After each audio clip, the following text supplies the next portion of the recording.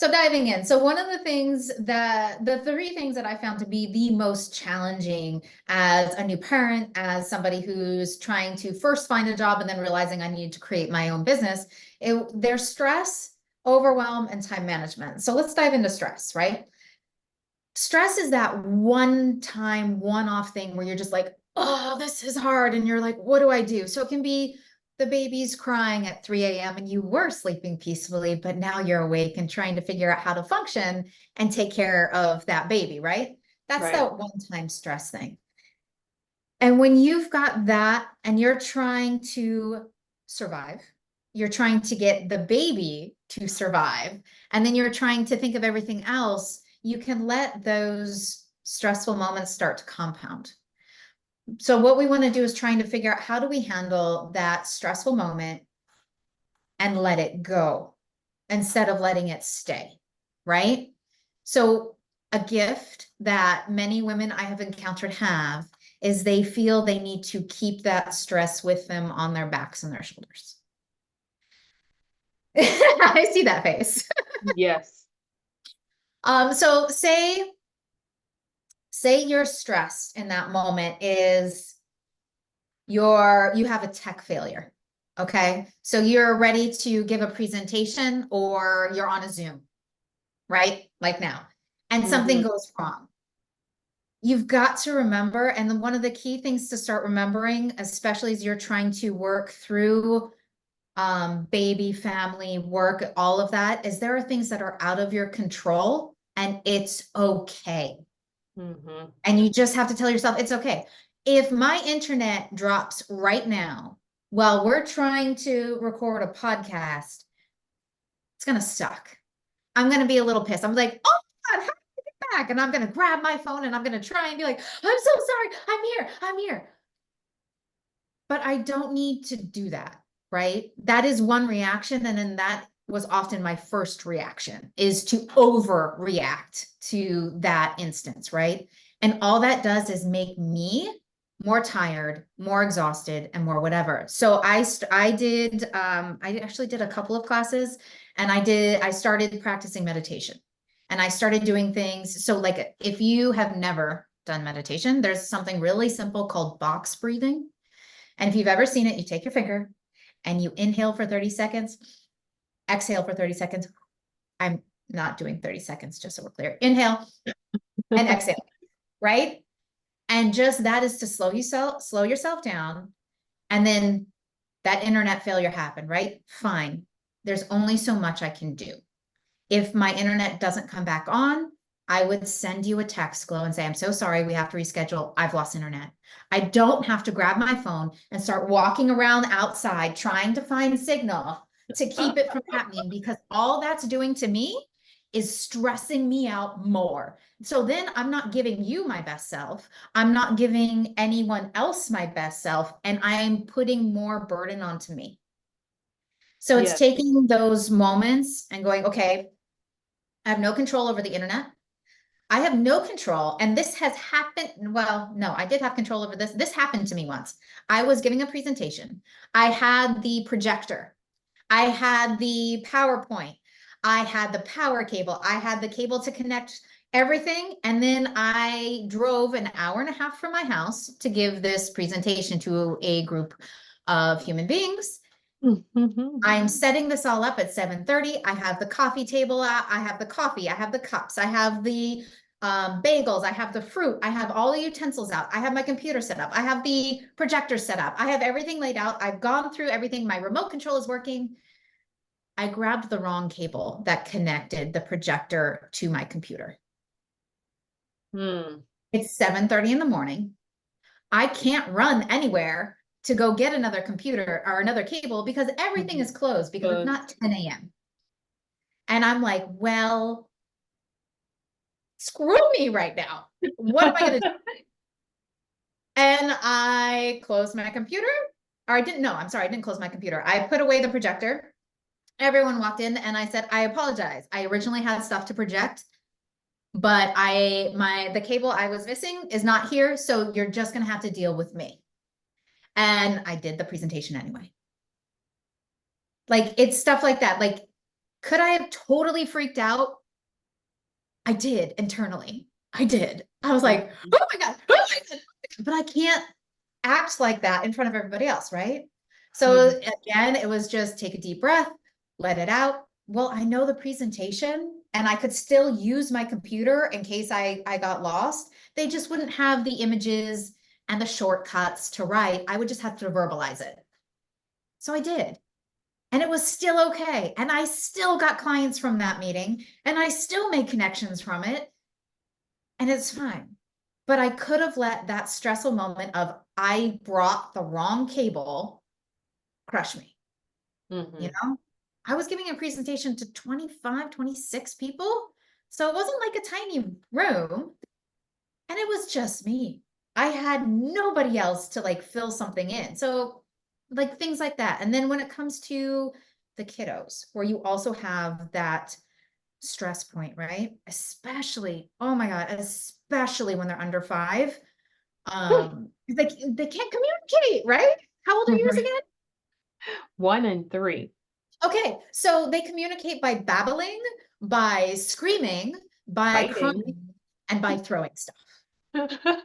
And you're like, great. I now have to translate into I am hungry. I need a diaper change. I don't like you right now. You are invading my personal space and breaking my boundaries, but I don't know these words yet. Like, you have to translate all of that. Mhm. Except you're not the only one. And a lot of moms do this where they put all the stress of translating baby onto them and they don't allow anyone else to help them. We are a communal species. We do things as a group. So if you don't have a tribe, find your tribe, find your community, find those people, whether it's daycare helpers, a babysitter, your partner, your spouse, however you want to label them.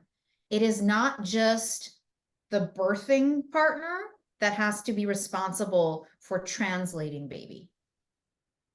And if your birthing partner or if your non-birthing partner comes to you and says, what does this mean?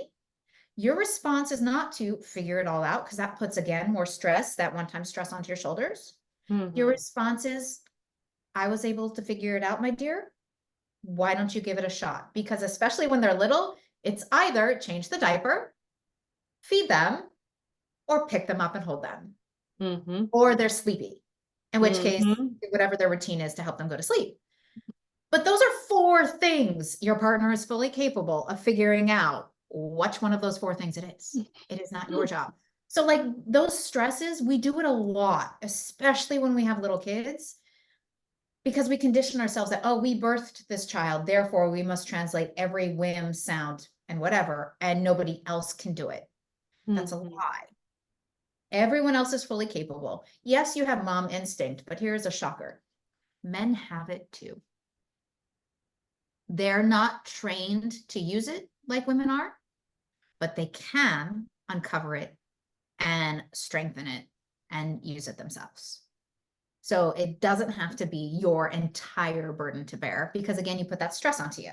So Mhm. let's do a little shift because I said stress and overwhelm and time management, right?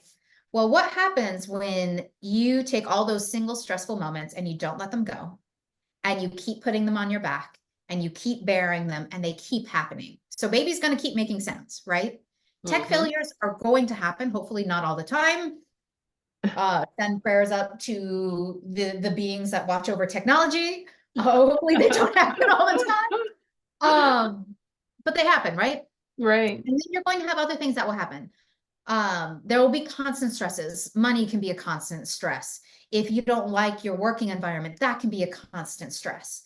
And all of that constant stressful moments, they become overwhelm. And in overwhelm, it becomes this cycle of you have all of these things to do, but you have no idea what to do first. You have no Right. idea how to tackle them. And you keep going, oh, should I go that way? No, I got to go do this. Oh, I got to go do this. Oh, but I have to do this. And you end up spinning everywhere and going nowhere. And that inability to make progress on anything is what becomes that sensation of overwhelm. And you just feel Mhm. like you're drowning, right? Mhm. The best way I found to deal with overwhelm, and this is something I did myself, This is taken, I mean, I did so many workshops and conferences, and I took little bits and pieces of all of them and kind of just figured out what worked for me. So this is what worked for me, and I'm going to share it with you. I stopped everything I was doing. And I said, okay, what is my goal for this year? So I'm going to pretend that it is December 31st of this year. And I had the most amazing year of my life in all fields. So in my personal life, in my family life, in my business, they were all amazing. I had the growth I wanted. It would like smashed it. It was amazing. What did that look like for me? How was I feeling about those things? What was happening? What did that look like? And I wrote it down. And then I backtracked. I'm like, okay, well, if this is what I want, how do I get there? And I went back and I said, okay, well, in 6 months, I would need to do this. And then in 3 months, I would need to do this. In 1 month, I need this. In 1 week, I would need to do this. In 1 day, I would need to get these things done to hit those goals. So I backtracked and I looked at those goals and those breakdowns. And I said, okay, how do I get there? Because nothing else is servicing me. Nothing else is servicing my goals, and I need to let them go. Including some people. Include people, activities. There is a really, really helpful tool. I will drop a link below this. There's some videos I found, but there's a helpful tools that I share too in some of my workshops. And it's called Must, Never, Delegate, and Want. So I'm sure this is an old school technique. I forget which president did it. Eisenhower, maybe? I don't remember, but it's been done before. But the things that I must do for myself, my business, my family, those are the things that only I am capable of. I have the training to do it. I have the knowledge to do it. I have the ability to do it. I have met moms that go, well, I must do laundry. And I was like, I'm sorry. My children are currently 8 and 10, and they are fully capable of putting clothes into the laundry and moving clothes into the dryer. It is not something I must do. My partner is also capable of all those things, and I can hire someone to do it, or I can use a laundry service. That is not something I must do. That is like, I must do the videos for my business because it's my business and my face has to be there. I have to do that. I do not have to do laundry. Now it needs to get done, but it's something I can delegate. And that was one of those things. So must do are the things that your skills, your presence are required. And then your want to do section of the things you enjoy doing. I want to walk my dogs because I enjoy getting the exercise. I enjoy being outside for a little bit. I enjoy having a moment to not sit on my butt all day. It's fantastic. It's what I want to do. Right? And then delegate would be the laundry, the dishes. Everyone in my family has a job. My kids have had their chores since they were 18 months old. And I kid you not, like my oldest, when he was 18 months, he loved throwing clothes into the washing machine. So I put a pile in front of him, and did it take longer to do laundry? Yes. But I could take a phone call or hop on a Zoom, and my 18-month-old would be going,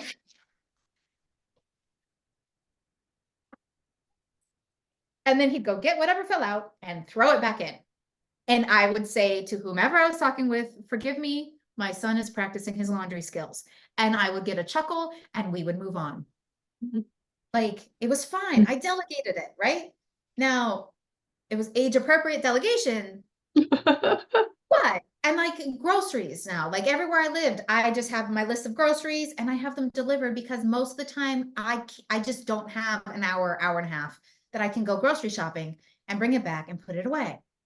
I order the groceries and my children and my husband put it away.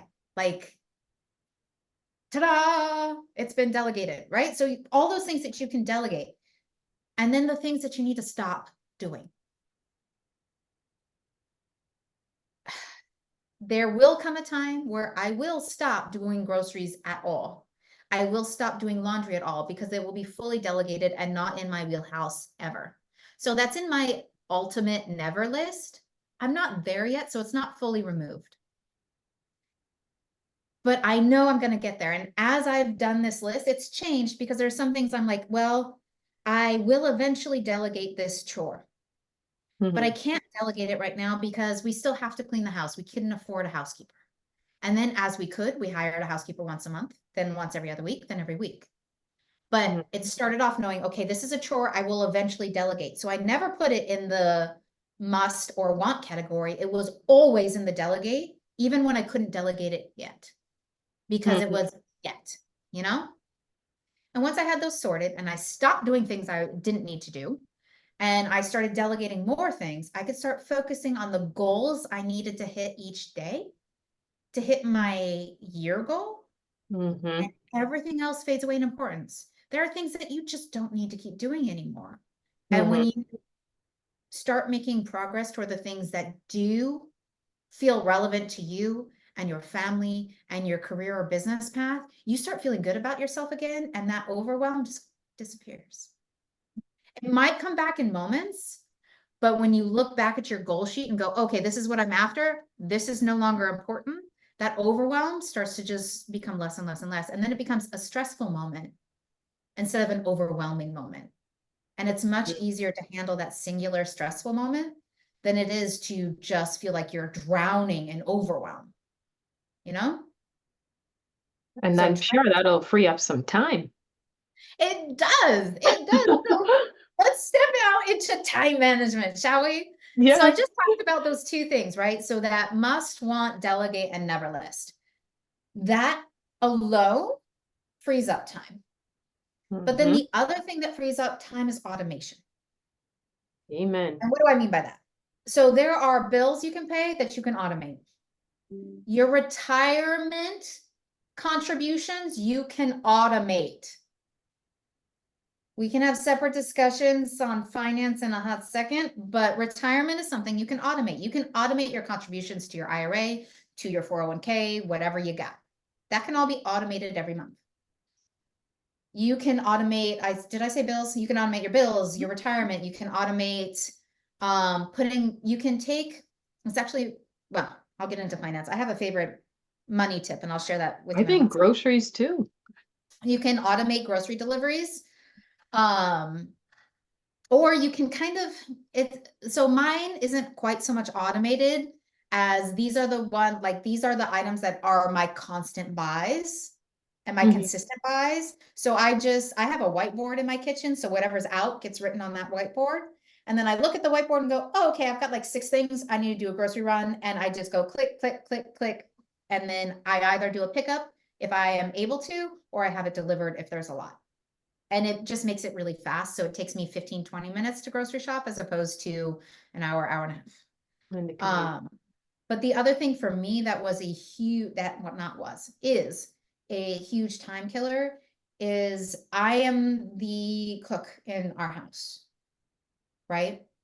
Meal planning, meal meal prep can take forever. So if I don't think about what we're going to make, then I'll be like, oh shoot, I don't have the groceries to make this. I can't do this. And then I'm staring at my pantry or my fridge for whatever for hours and hours. Well, not hours and hours, but 10, 15, 20 minutes trying to figure out what do I have that I can make.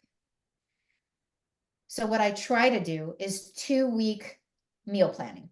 I will take, this is my common plan, right? We will have a day that we will have a taco day. Always a taco day. There'll be a taco day. There will be a rice bowl day, and I will usually have 2 of them. And what I do with my rice bowls, this might be a very California thing. I don't know if everyone else does this, but they will Mhm. be steamed rice. And if you don't have a rice cooker, get a rice cooker. They're amazing. Don't do instant rice. Rice cooker. That's so you have your rice, and then I chop up spinach, but you could do lettuce or whatever. And then I will do a protein. So usually in our house, it will be pork or chicken or fish. So pick a protein. And then I will take 2 vegetables, zucchini, summer squash, or eggplant, or carrots and sweet potato are a common one. I will chop them up and I will roast them or I will saute them. And then I will have my bed of rice and veggies. Then I will have my protein, and then I will throw in those vegetables, throw on whatever type of sauce you want. I make my own because my kids love some of the sauces I make. And then poof, you can do so many variations of that. It's often called a Buddha bowl in California. Yeah. You could do endless variations of that. So I do that like twice a week. Then we'll do pasta. Then we'll do chicken nuggets with roasted vegetables. Then we'll do our chicken nuggets, mac and cheese, and roasted vegetables. We'll do burgers, but like I make a lot of like we don't go to Wendy's burgers. It'll be like, here's a turkey patty, here's a veggie patty, here's an impossible patty, here's whatever. And then with a bed of lettuce, and I will take carrots and do carrot sticks or celery with ranch and or hummus because I can't eat ranch, but any of those things. And I will have that meal list for 2 weeks. And then I repeat that meal list. So I can buy the same grocery items, I make the same meals, and poof, my month of food is done. You do that 12 times, your year is done. You repeat it for the year and you don't have to think about it ever again.